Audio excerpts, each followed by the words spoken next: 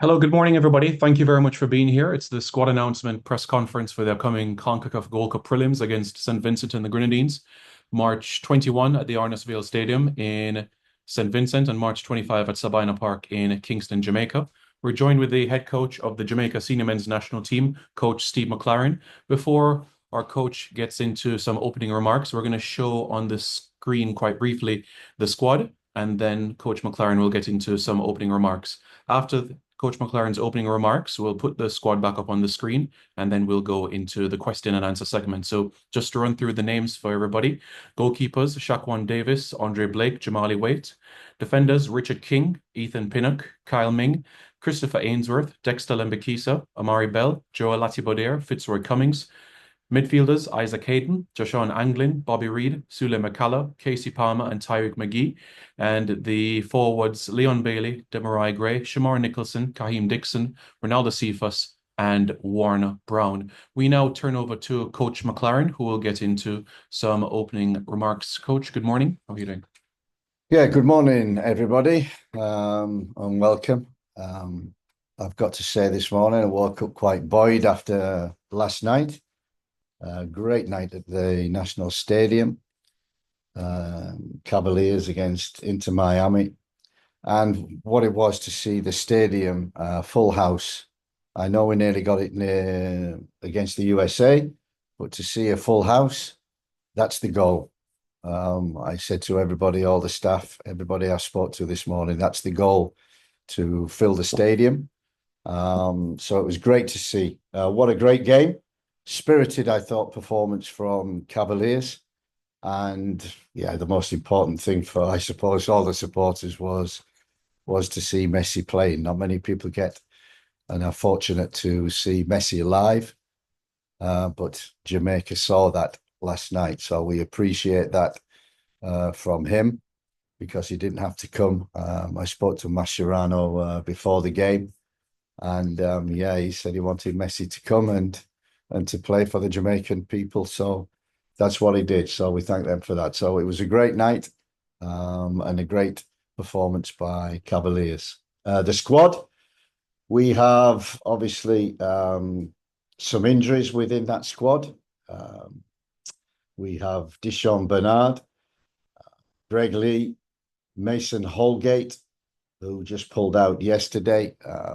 He has been playing in pain with his toe, and the club want to operate on that next week. They need him to play Saturday, so he'll have an injection and then an operation to remove a blackened toenail next week. So he's not eligible for us. And as we know, Antonio is recovering remarkably well. I spoke to him a couple of weeks ago. Really positive, really in good form in his rehab. He's on the treadmill, he's running, and he tells me he's going to be ready for the summer.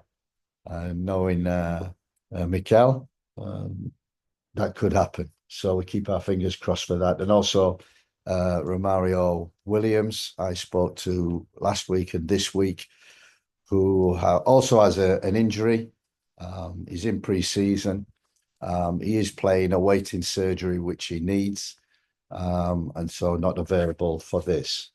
One person, Damien Lowe, is not available. He's fit, but not available. He has personal issues, which he needs to sort out next week. So he's not available for the first leg, but we've put him on standby for the second leg. So we see the outcome of that one.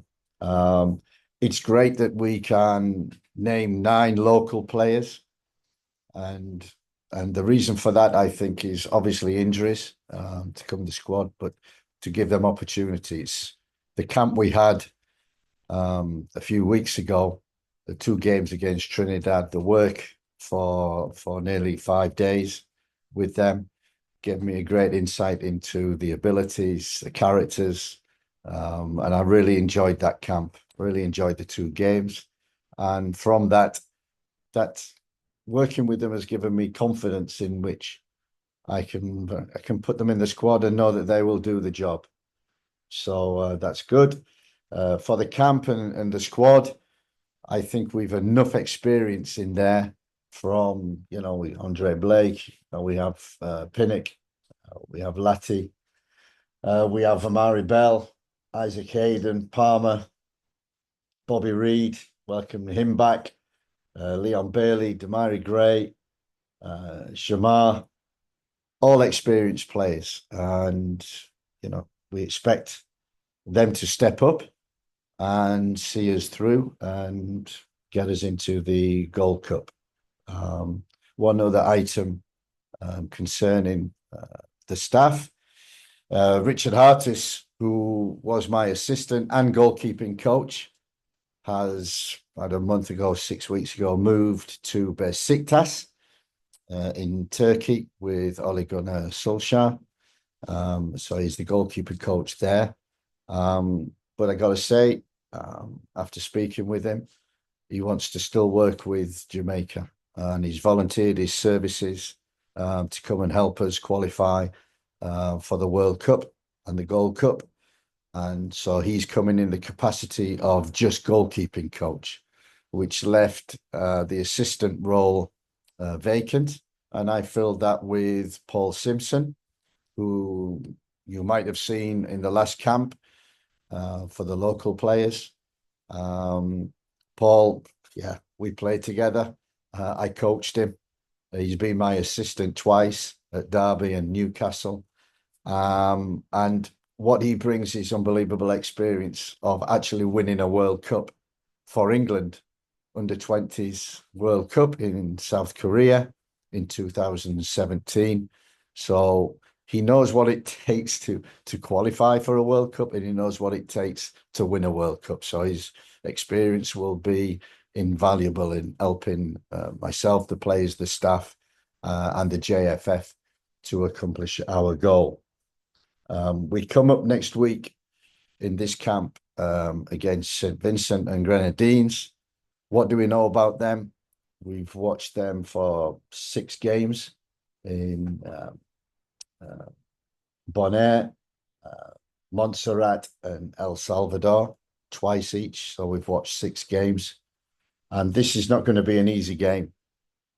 El Salvador, they beat them at home, and they should have beat them again, but conceded a last-minute goal against. But they had 2 great games against El Salvador, and yeah, we know the team has got good attitude. They play with each other regular, so they know each other. They've got a great spirit and great attitude, and players in the front 4 who can hurt you. My first job is to make sure that we don't approach this game complacently. And yeah, we'll be certainly showing clips of St. Vincent and Grenadines, the strengths and how they can hurt us. If we're not right in terms of attitude, this can be a very, very difficult game for us. Our goal is really to get the job done, to qualify for the Gold Cup. It's important we do that. Important for various reasons. To do that, keep the ranking high so we get better qualification, better seeding in groups, we hope, coming up. What I want, my final message before I take questions, it's a World Cup year. It's a big year. It's a year in which we've got a great opportunity, an opportunity not achieved since '98 of qualifying for the World Cup. And everybody has to be together. Everybody has to be together. Everybody has to work together. And what I expect is, from the top to the bottom, I expect the JFF to provide us with the tools necessary to make sure that the players and the staff and everybody get the equipment and everything that we need to be able to achieve the goal of the World Cup 26. We expect the players to show commitment, attitude, and professionalism, which is the key thing, and make sure that they know this is it's a one-off opportunity to qualify for the World Cup, and the players must have that commitment, attitude, focus, and above all, sacrifice. I think it's a year of sacrifice for Jamaica, for each other, for the supporters. So everybody has to do that. The staff to show their expertise, we need that to be available and make sure that they're supported. And ultimately, I think I come full circle. I saw a full house, 35,000 in the National Stadium last night. We had 29 against the US. We want a full house again. And we'll only achieve that if we're successful and heading towards the World Cup. So the supporters get behind the teams through thick and thin. There will be ups and downs. There will be disappointments. There will be highs. But make sure that we all stick together from top to bottom. Thank you. Thank you very much, Coach McLaren, for that. We'll now open the floor for questions from members of the media. Mr. Spence, good morning. You can go ahead.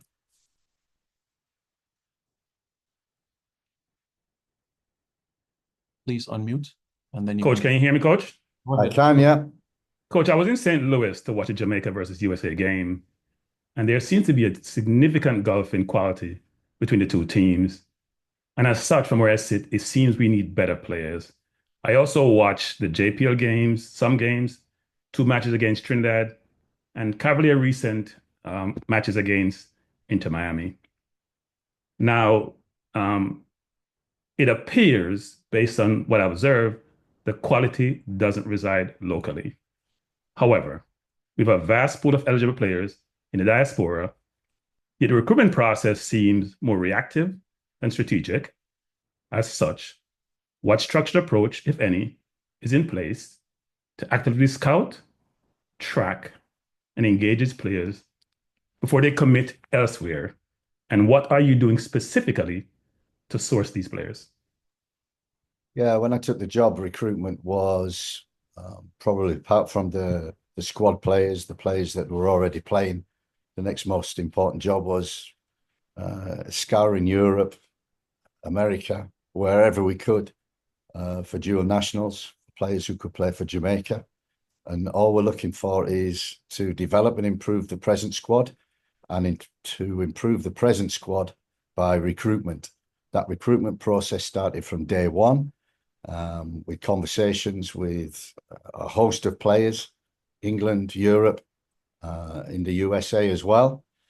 And that's ongoing. I think we spoke about this a few months ago, about, you know, what it takes to get a passport in Jamaica. And the process is very long. It's very patient wearing. And we have several players now who are very close to achieving the passport that is required for them to play for Jamaica. It's been too slow. The process hasn't been. Sometimes we're flying, and sometimes we're close, and then we're far away. There's a lot of things to get a passport, and a lot of documents that the players have to collect, and documents from you talk about grandparents, so 30, 40 years ago, trying to find birth certificates, etc. In the parishes in Jamaica has been very difficult. But we're on with about 5 or 6, and we're only going to recruit players who can improve the present squad and the present team. So that has always been the goal from day one. That process is ongoing. There are a lot of people, especially in the UK, who are working towards that. A lot of people over here also, Devon Porter and Ian Campbell, through Roy Simpson, are working to get the Europeans nationalised so that they can play. Our goal is to have them available we have 2 friendlies in the UK at the end of May, 2 World Cup qualifiers. Hopefully we get through the next 2 games, the Gold Cup, and then hopefully we have the group stage of the World Cup. So we have a bit of time. We'd like them earlier. It's not been possible, but we're working damn hard to make sure that we better the players, better the squad, better the talent that we've got in there. Do you have a follow-up, Mr. Spence? Yeah, I do. I just watched the press conference with Thomas Tuchel, the England press conference, and he was asked the question about the working arrangement he has with the England FA.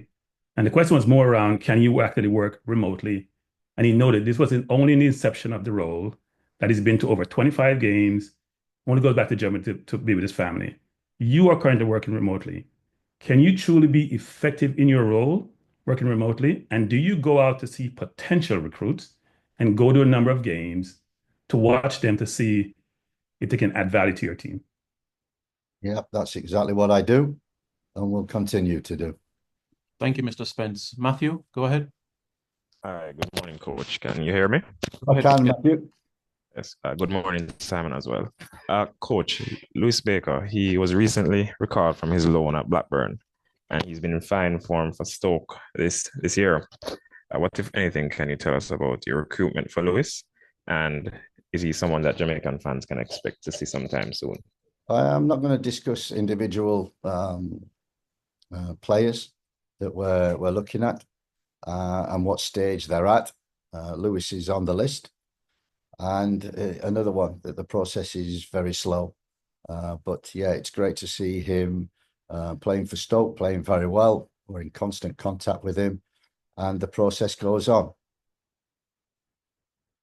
Thank you, Coach. Thank you, Matthew. Dre, good morning. Go ahead.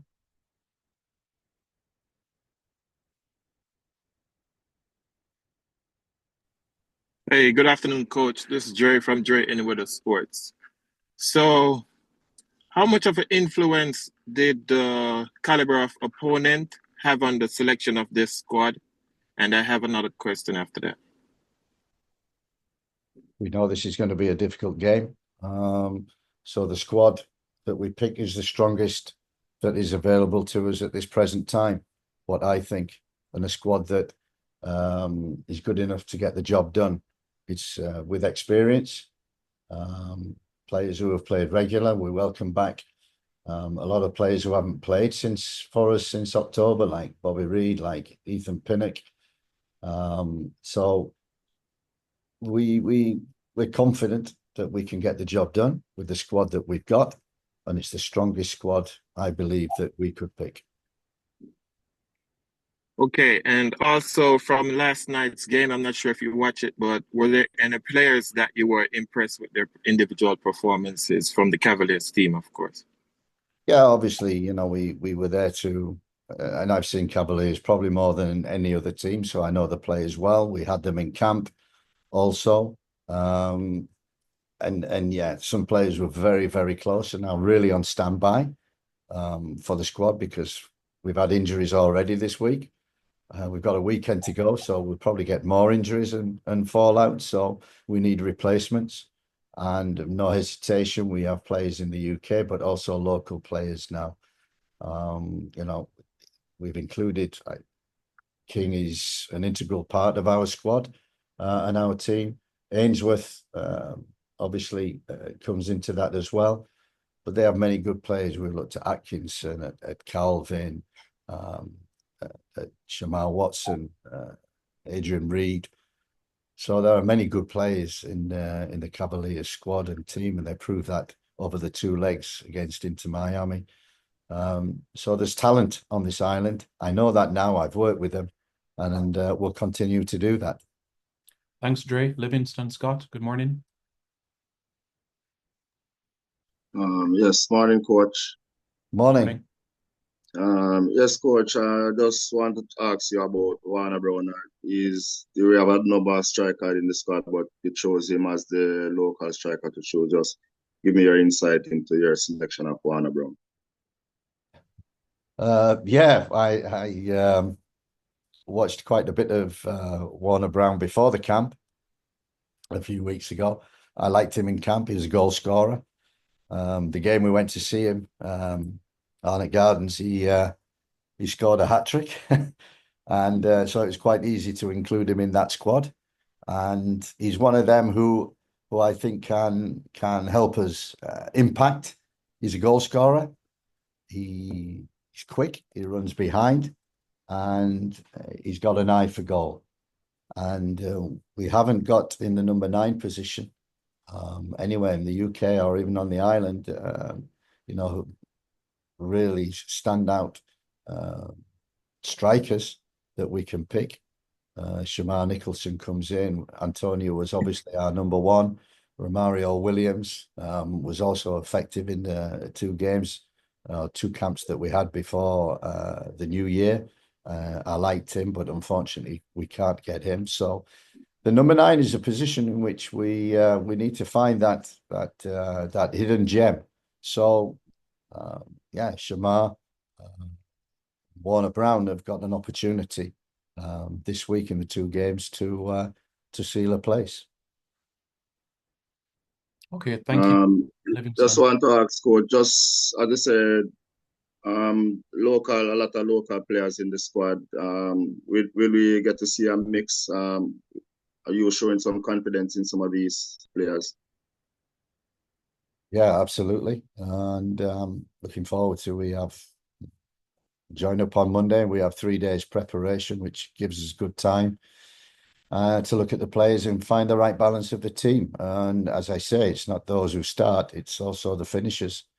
So it's a squad game, and I believe we've got a strong enough squad to get through. Thank you, Livingston. Simon Stone from the BBC. Good afternoon, Si. Simon, Hope you're okay, mate. Hope you're okay. Good to see listen, you. I'm good.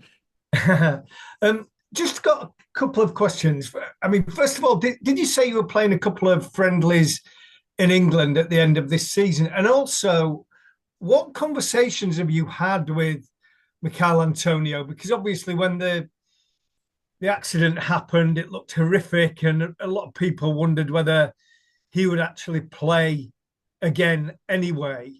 From what he's saying, he sounds pretty confident that that's going to happen. And do you think he's capable of playing at international level this summer? Yeah, he certainly seems to think so. And you know, Mikel is a warrior. He's come from non-league and he's fought his way through, playing in the Premier League, playing in top games, Europe, and playing internationally for Jamaica and making an impact wherever he goes. I mean, it was horrendous, the accident.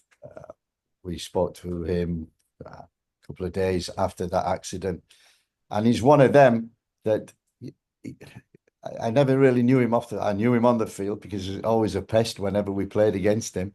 But off the field, he's a true character.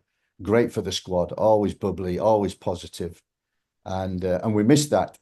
Not just he's on the field, but off the field. I spoke to him 2 or 3 weeks ago. He's on the treadmill. He's running. He's looking to go out, and he's confident that he will come back, and he's aiming to come back for the summer period, or hopefully our World Cup qualifying group, which will be September, October, November. So that's his goal. The one thing that he said he's got motivation, and when warriors have got motivation, they tend to achieve the goal. And his goal is to be fit in the summer to help Jamaica qualify. Thank you. And just, I know you don't want to talk about individual players, but is there any update on the Mason Greenwood situation? Not really. The ball is in his court.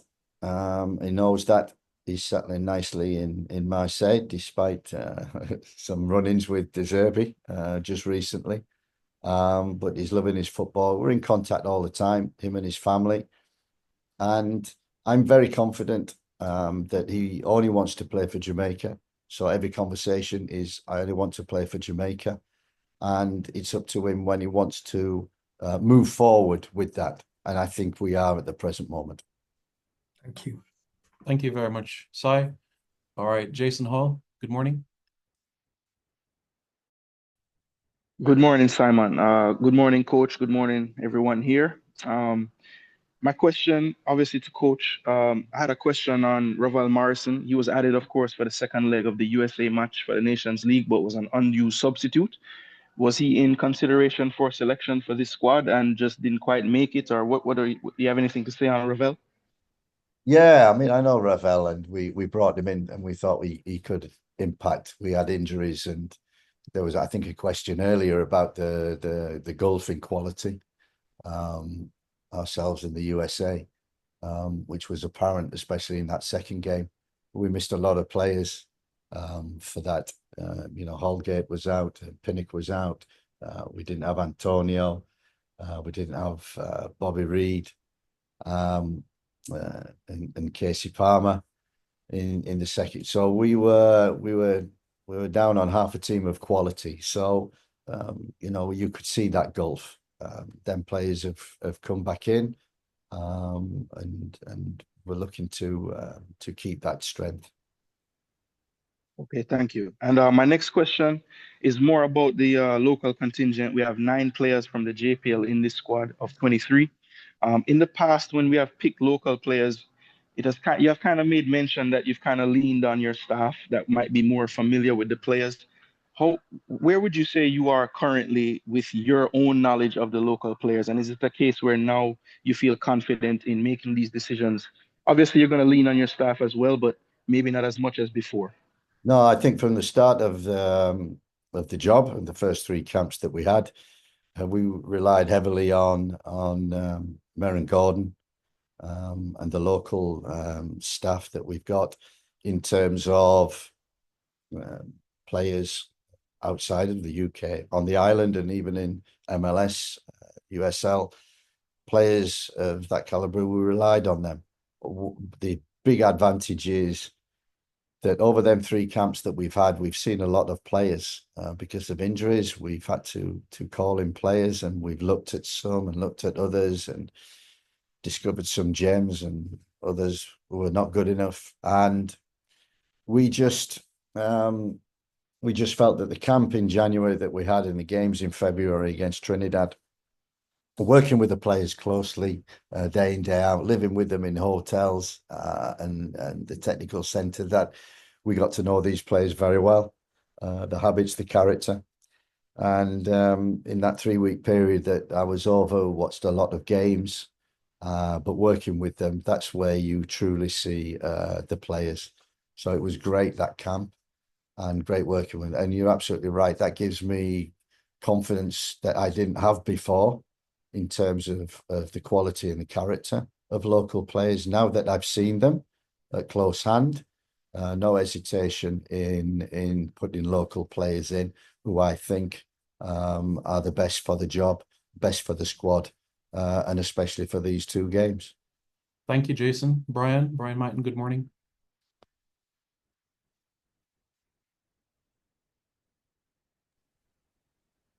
Yeah, good morning, Simon. Are you hearing me? Yes, I am. Go ahead. Yes, good morning, coach. Just a Morning. question on 2 players. So in the local Premier League, we have an attacking midfielder called Nikhil Ellis, who's actually been doing pretty well. Do you know anything about him? And also, recently we had a U17 World Cup qualification, which we had a young striker, Seymour Reid. I noticed you mentioned strikers just now. He's a young player who's been training with his MLS outfit and is also playing in the MLS Next Pro. Any reasons as to why he couldn't have been invited in this camp? Yeah, we've got a little bit for experience, but we certainly know the boy Fuller. And while we were over the last camp, we did have a couple of days at the technical centre where the under-17s were preparing for their camp. So we saw a lot of them players and the ability and the talents that they've got, and that was apparent in the games. Unfortunately, they got knocked out unexpectedly when probably they expected to go through. And yes, I think you're absolutely right. We need to look at these players even closer because age is not anything. If they're talented and they're good enough and they're better than what you've got, no doubt we will put them in. So these are 2 players that we've got on the radar, and we will certainly be following. As I say, for the summer, we've got heavy recruitment already in process, and different names coming to us every day, not just players in England, but also in America and other countries. So recruitment is certainly one of them important aspects of building this squad, so it's strong enough to qualify for the World Cup. Thank you, Brian. Daniel, Blake, the Observer. Good morning, Daniel. Hi, good morning, Simon. Good morning, Coach. Hi, Daniel. First question in regards to Leon Bailey. After he had scored in the first leg against Club Brugge in the Champions League, he said he was really looking forward to playing in the Gold Cup qualifiers and eventually making it to the Gold Cup. He also admitted that he's had a fairly tough season, but he's a warrior, like you mentioned, similarly with Michail Antonio. What have your conversations been with him since that last USA game in November? I know that he's been sort of in and out of the Aston Villa team, but how much confidence have you seen from him in recent games and just in your conversations with him? Yeah, the conversations are always positive. And very honest. We were very honest after the 2 USA games, and we followed him. I follow him very, very closely, and it's no coincidence. Unai Emery, he, when the big games are on, when they have to win, he always puts Leon in the team. He's got a lot of games, a lot of rotation going on. That's why he's in and out. His fitness is good when he plays. He feels good and plays well. And, you trust the judgment of top managers, and Unai Emery is a top manager. And when he picks Leon for the best games, and he's certainly over the last few weeks, certainly impacted whenever he's played. And that's what we expect. And that's the conversation that we have with Leon and everybody, Damari Gray, anybody who comes. What you're doing for your club. That's why you picked. Come and do it for Jamaica. And that's what we expect. Yeah, and second question, in all of the squads that you've chosen, you've given a lot of credit to your assistant Meron Gordon, who has been able to, help you with some of the local players and some of them who were, based in some of the European countries and in America and so forth. Have you gotten more comfortable in squad selection, especially after having that camp, knowing more of the local players while trying to blend that in with the European-based players?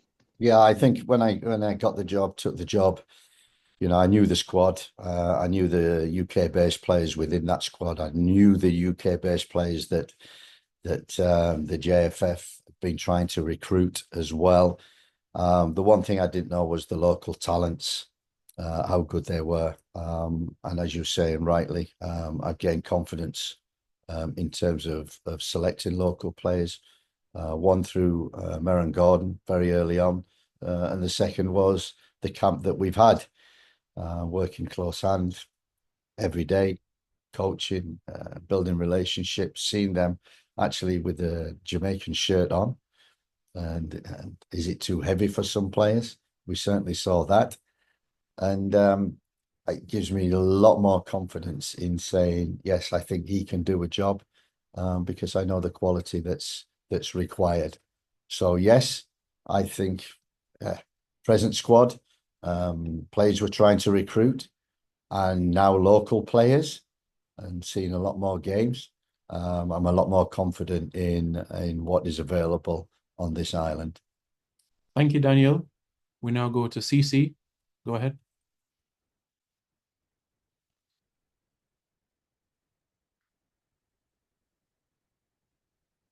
CC, good morning. You can unmute. Yes, I have unmuted. Sorry about that. Good morning, coach. Good morning. You heard me, coach? Good morning. Yes, I can. Yes, so coach, my question surrounds the fact that when you mentioned about number nines, right?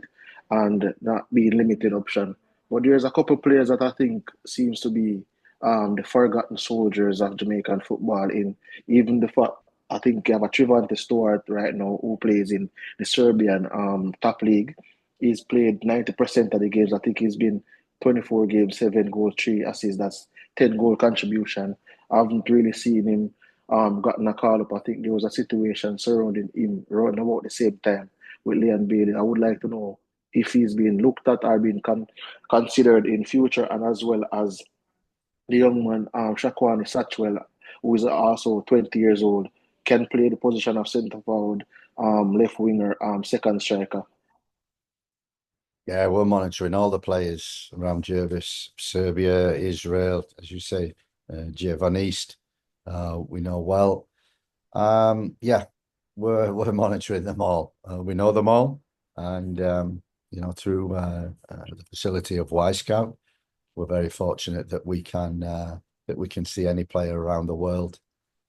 So yeah, and we're getting names every day. So if you've got names, mention them to Simon. We certainly check everybody out. Yes, so as I said though, coach, that's one thing in terms of, as I said, the two players that I had mentioned, but even the other player, Junior Flemings, who is in the UAE, and I think he scored 7 goals in 15 appearances as well. So I just wanted to know, in essence, if sometimes maybe the distance or anything, but especially for this window, if those players don't get the opportunity right now, when it comes down to World Cup qualification, where it gets a little bit more serious, would they also still be in consideration, given the fact that, as I said, they are playing in leagues that have the possibility of them competing in the Champions League, in Trevante Stewart especially, because he's in the championship round now with his team. Yeah, as I said before, any players that might be in the far corners, playing in countries that are not well known to us, then please let us know. But we're certainly, through Y Scout, we're onto that through people, through our scouts, our network. We get players, I can play for Jamaica coming in. Please give us a trial. Come watch me. We've got that many. I think now is the time where we have to have a little bit of a laser focus. We were quite broad in terms of our recruitment and looking at players before the new year. In World Cup year, now we need to be laser focused. And really, we've got a good squad, a good foundation of the squad. And really, anybody who can improve that, yeah, the door is never closed. Thank you very much, CC. Thank you very much, members of the media, for being present this morning. It's greatly appreciated. The recording will go out quite shortly, and we look forward to seeing you all quite soon. So have a pleasant rest of the day and weekend ahead, and stay tuned for further updates as well. Thank you very much, everybody. Thank you.